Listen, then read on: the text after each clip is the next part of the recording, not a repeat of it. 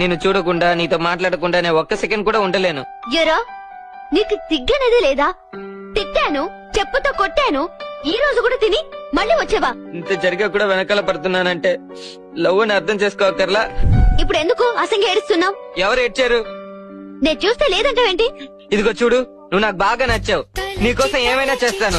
నీ గురించి ఎప్పుడు ఆలోచిస్తాను. నువ్వే చెప్పు, ఈ సెకండ్ నీ గురించి ఎంతమంది ఆలోచిస్తుంటారో? అమ్మా, ఉదయం నుంచి నువ్వు నన్ను ఎన్నిసార్లు తలుచుకున్నావు? నాకున్నది నువ్వు ఒక్కదానివేనా? మీ నాన్న, మీ తమ్ముడు నిన్ను ఒక్కదాన్ని తలుచుకుంటూ కూర్చుంటే అవుతుందా?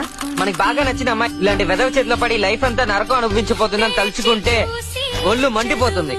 ఆ కిషోర్ ఒట్టి వెదవ.